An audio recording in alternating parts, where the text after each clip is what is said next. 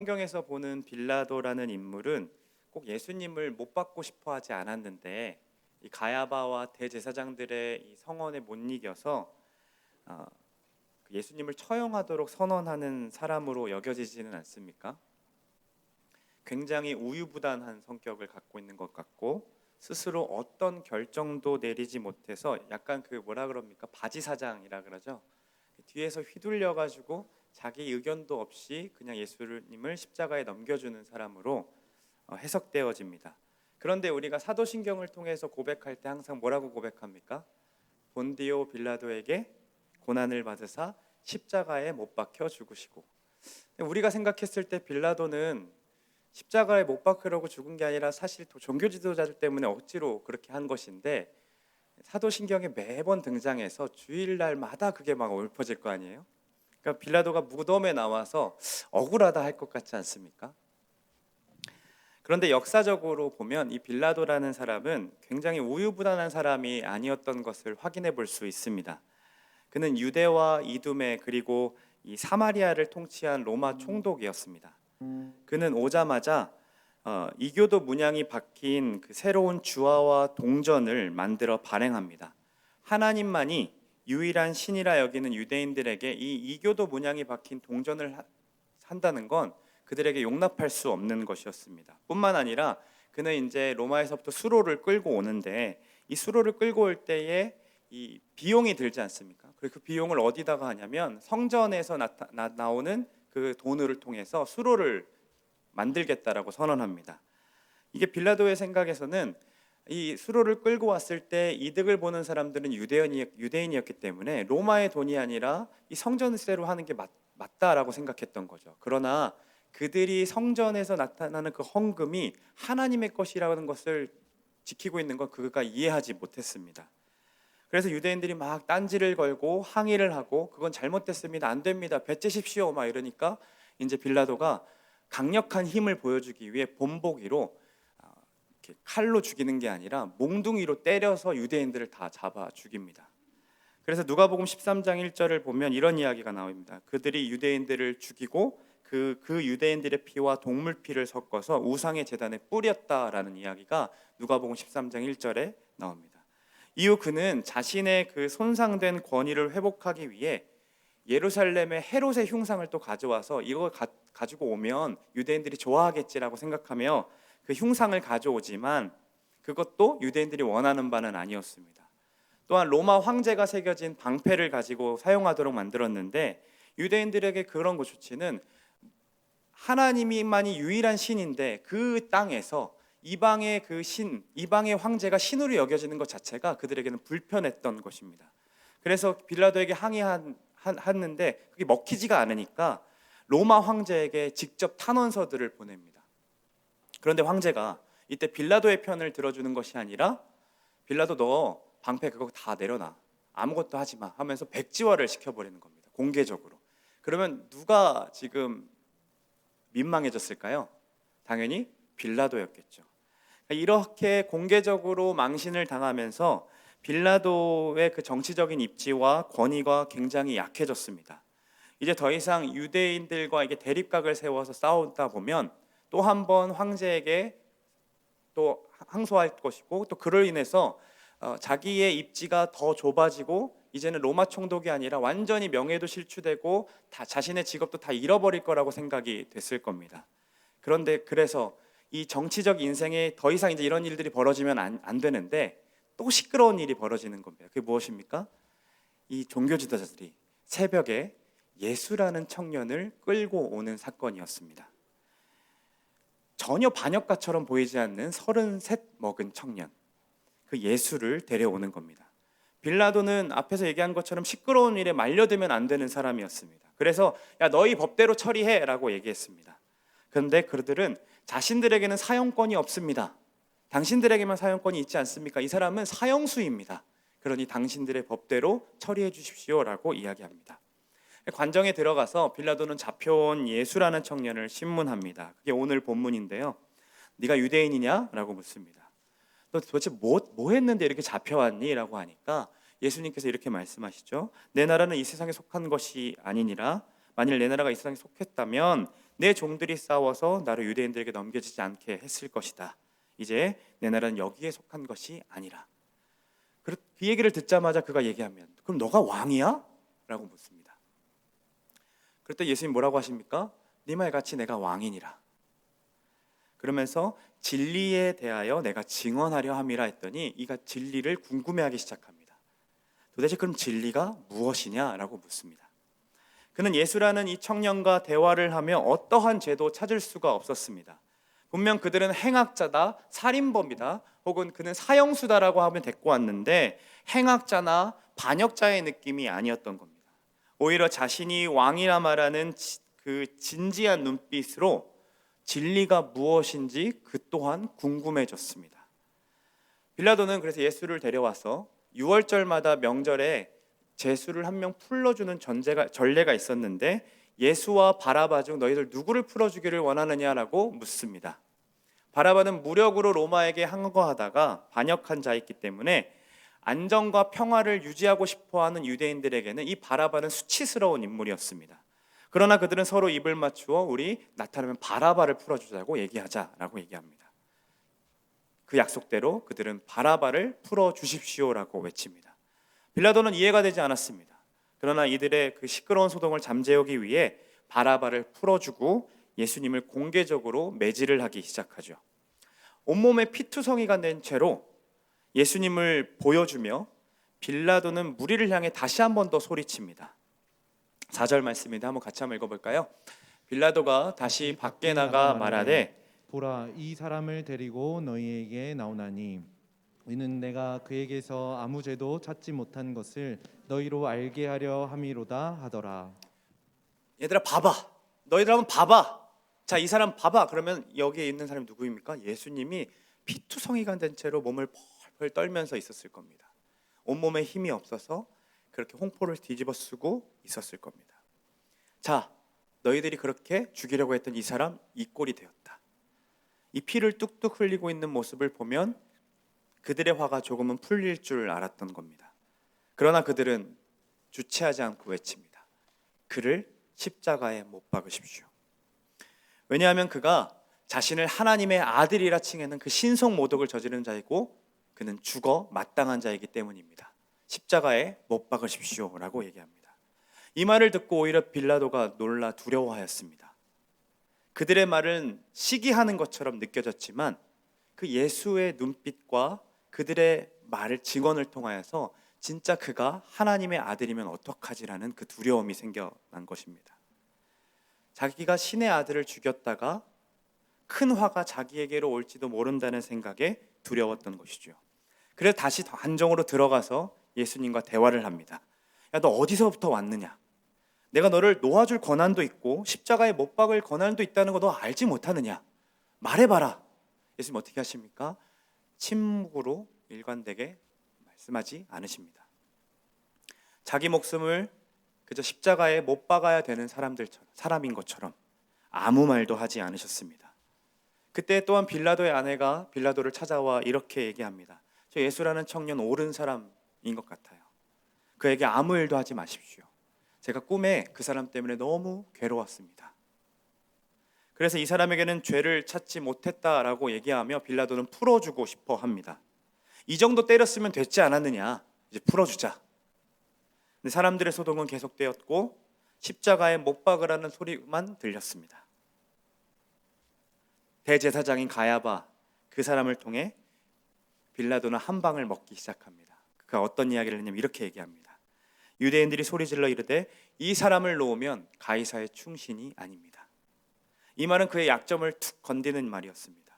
이 사람을 놓아주면 우리 지난번처럼 황제를 찾아가서 이야기합니다. 그렇게 되면 어떻게 될까요? 다시 황제의 눈 밖으로 나가게 되고 지금껏 빌라도가 쌓아왔던 모든 명예들과 자리까지 다 빼앗길 수밖에 없기 때문입니다. 그는 분명 예수님께 그 예수라는 청년에게 죄가 없음을 알았습니다. 또한 그가 하나님의 아들일지도 모른다는 사실도 느껴져서 두려워했습니다. 또한 아내의 꿈 이야기를 들으면서 그의 판단이 옳다라는 것도 확증이 생기기 시작했습니다. 그래서 놓아주고 싶어 했지만 손해와 이익을 따져보니 정의를 지키는 것보다, 내가 정의롭게 그를 놓아주는 것보다 이들의 소동을 잠재우기 위해 이 한 사람을 십자가에 못 박아준 것이 더 낫다라고 판단합니다. 그래서 빌라도는 그들의 말대로 예수님을 십자가에 처형하라라고 말하죠. 그가 할 수 있는 것은 하나밖에 없었습니다. 같이 한번 읽어볼까요? 빌라도가 아무 성과 없이 도리어 밀란이 나려는 것을 보고 물을 가져다가 무리 앞에서 손을 씻으며 이르되 이 사람의 피에 대하여 나는 무죄하니 너희가 당하라. 그는 손을 씻으며 자신의 무죄하다는 것을 모든 사람들 앞에서 증언합니다. 그러나 정의롭게 행동하는 것 대신 자신의 명예와 그는 이익을 택했습니다. 그로 인해 예수를 십자가에 넘겨준 행동은 손을 씻어도 책임을 회피할 수 없는 역사적인 과오가 되었습니다. 물론 그의 태도를 보며 우리는 그가 억울하다라고 할 수 있겠지만 하나님이 그에게 하신 일들을 다시 한 번 더 하나님의 시각으로 바라보며 생각해 본다면 그 역시 예수님을 십자가에 못 박으도록 내버려둔 죄인이었습니다. 빌라도는 예수님과 만나서 대화했습니다. 그분의 나라에 대한 이야기를 들었고 그 나라의 왕이라는 사실도 들었습니다. 심지어 하나님의 아들이라는 소리에 두려움까지 생겼고 자기 아내를 통해서 꿈 이야기를 통해 그 이야기가 확증이라고 그 마음이 들었습니다. 자신의 행동이 정의롭지 못하는 것도 알았고 정의를 행해야 된다는 것도 마음속에 외침이 있었습니다. 그러나 결정적으로 그는 예수님을 믿지 못합니다. 예수님을 자신의 왕으로 받아들이지 못합니다. 그는 사람들 앞에서 이 예수라는 이에게 죄가 없다라고 말하면서 자신의 정의로움을 드러내고 싶어 했지만 결국 자신의 자리를 잃고 싶지 않아 자신은 죄가 없음을 드러내기 위해 손을 씻으며 피고인 예수라는 자에게 사형죄를 선고합니다. 십자가에 못 박으라. 예수님을 믿을 수 있는 기회를 여러 번 주셨는데도 그는 끝까지 믿지 않았습니다. 스스로 결백하고 무죄하다라고 선언하며 손을 씻었지만 그가 가지고 있는 죄는 그렇게 씻어지는 죄가 아님을 그는 알지 못했습니다. 아니, 눈앞에 진짜 손을 씻어주는, 그 영혼을 씻어주시는 그 예수라는 분이 계심에도 불구하고 그는 그를 발견하지 못했습니다. 그를 믿고 싶어 하지 않았습니다. 자신의 왕으로 인정하지 않았습니다. 그가 할 수 있는 거라곤 유일한 구원자 그 하나님을 나무에 달려 저주받게 하는 일뿐이었습니다. 빌라도가 이처럼 손을 씻는 행동은 우리의 모습과 많이 닮아 있는 것을 보게 됩니다. 우리는 어떤 백성들입니까? 거룩하게 구별된 백성들입니다. 그래서 말씀에 반응도 하고 말씀대로 살아가기도 합니다.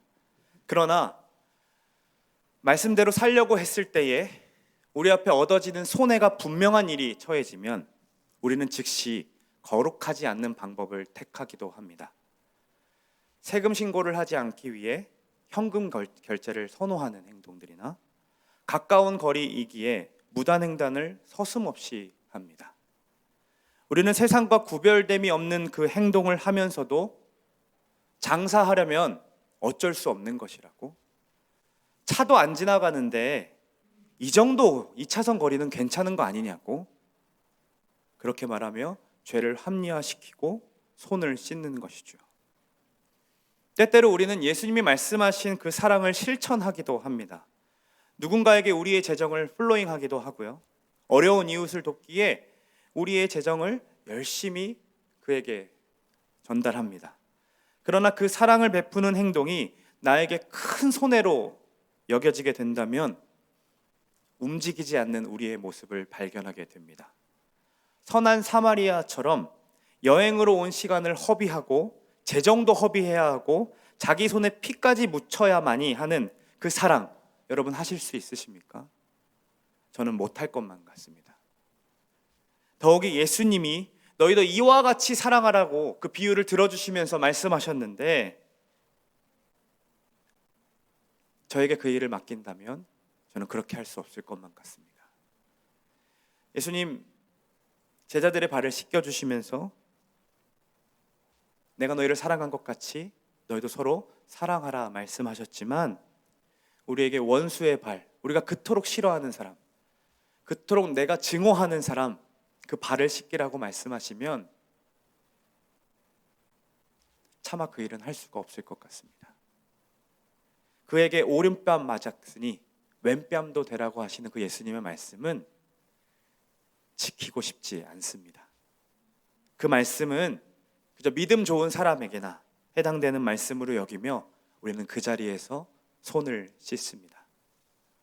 우리는 빌라도처럼 정의가 무엇인지를 알고 있습니다.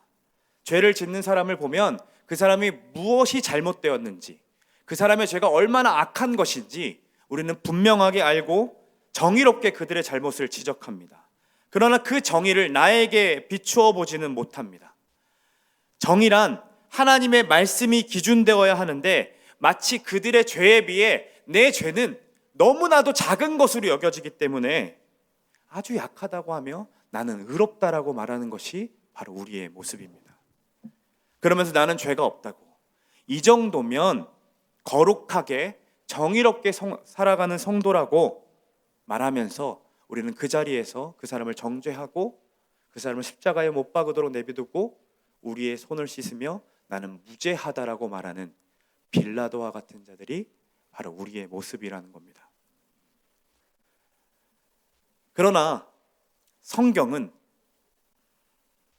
우리가 아무리 손을 씻어도, 우리가 무죄하다라고 얘기해도, 그러나 성경은 우리도 빌라도와 마찬가지라고 증언하고 있습니다. 로마서 3장 말씀을 보면 의인은 없나니 하나도 없다라고 얘기합니다.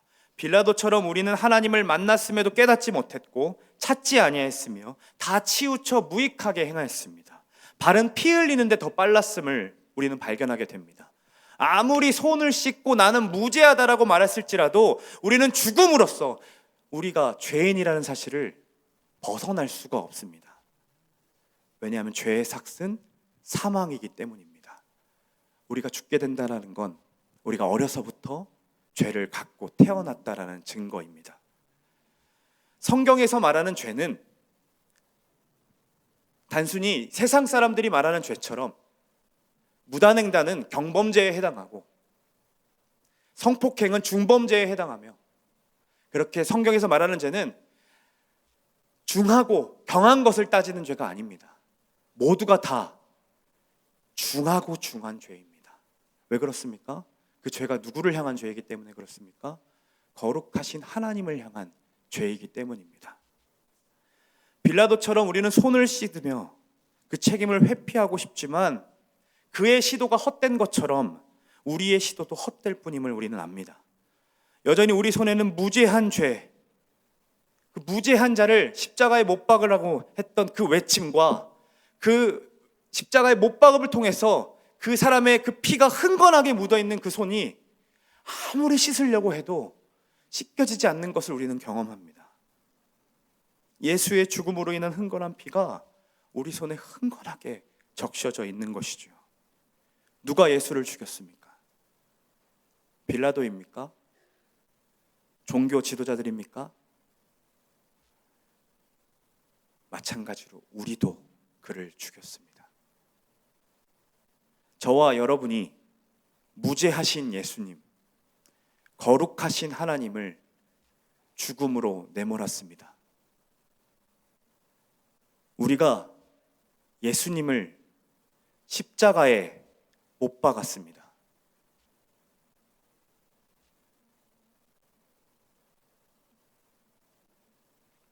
그런데 성경은 우리의 죄를 이렇게 고발하는 것으로 그치지 않습니다.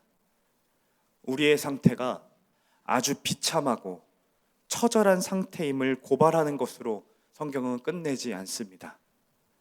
이사야 말씀을 한번 같이 읽어볼까요? 여호와께서 말씀하시되 오라 우리가 서로 변론하자. 너희의 죄가 주홍 같을지라도 눈과 같이 희어질 것이요 진홍같이 붉을지라도 양털같이 희게 되리라. 우리는 하나님의 아들을 죽였습니다. 우리는 무죄한 자이신 예수 그리스도를 죽였습니다. 우리는 거룩하신 하나님을 십자가에 내몰았고, 그렇게 그 하나님이신 예수 그리스도를 죽였음에도 불구하고 우리는 손을 씻으며 늘 무죄하다라고 얘기하며 나보다 더 큰 죄를 가진 사람들을 정죄했습니다. 그러나 그런 죄인들을 향해 하나님께서 이렇게 말씀하십니다. 오라, 우리가 한번 대화해보자. 얘야, 내 아들아, 내 딸아, 우리 한번 얘기해보자.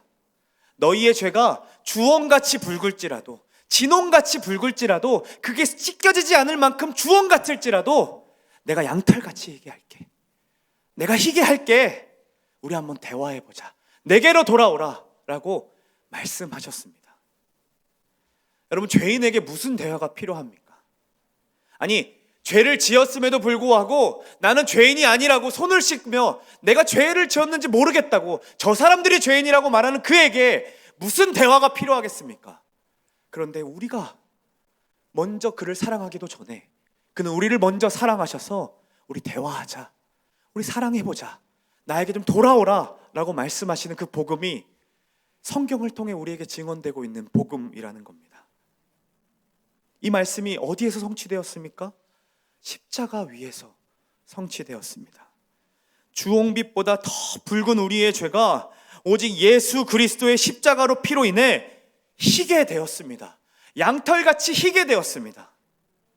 우리 예수님께서 그 죄를 다 해결하시고 그 십자가 위에 마지막으로 뭐라고 말씀하십니까? 다 이루었다. 모든 값이 다 지불되었다. 다 해결되었다. 우리가 손을 씻는 행위로 죄값이 덜어진 것이 아니라고 얘기합니다. 우리가 율법을 철저하게 지키고 죄를 짓지 않는 행위로 우리의 죄값이 다 치루어진 게 아니라고 얘기합니다.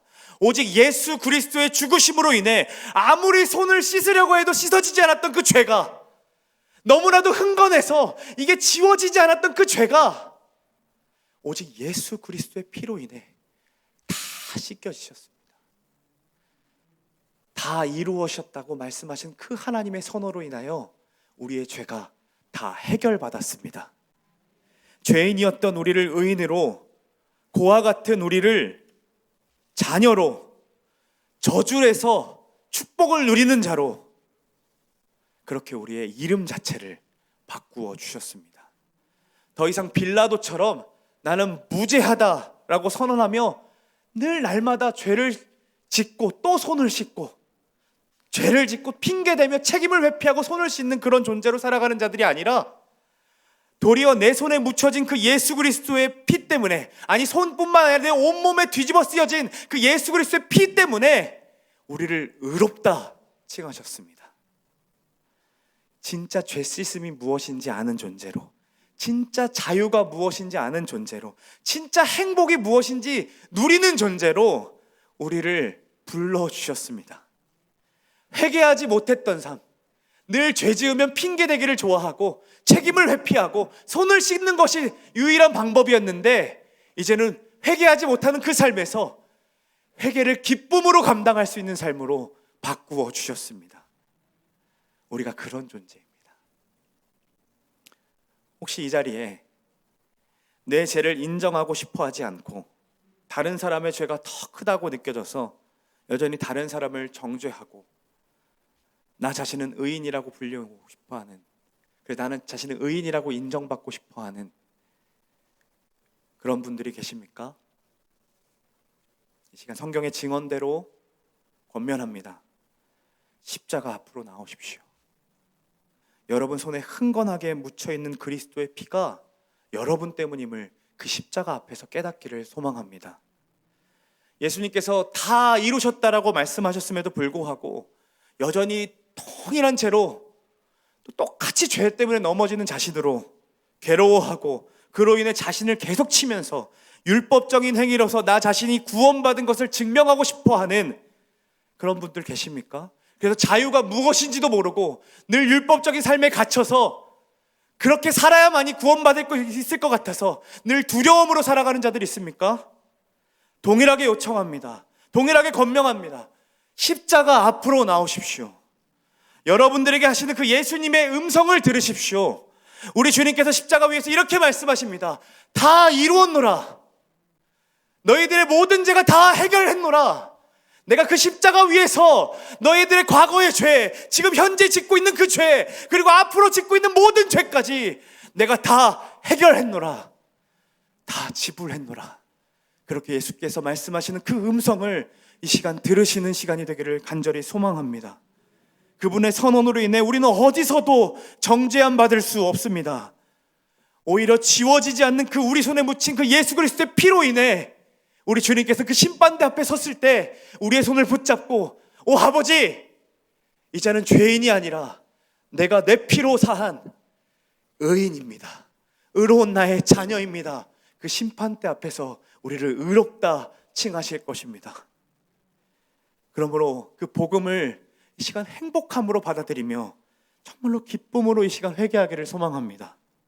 우리 스스로 손을 씻으려고 씻어지지도 않는데 손을 씻으며 자꾸 죄인임을 부인하려고 했던 그 삶을 이 시간 그치고 내 손에 묻혀있는 그리스도의 피로 말미암아 내가 죄인에서 의인으로, 고아에서 자녀로, 거절에서 용납하심을 받았다는 그 복음에 마음껏 행복해하고 마음껏 주의 그 복음을 기뻐하는 오늘 이 시간이 되시기를 간절히 소망합니다.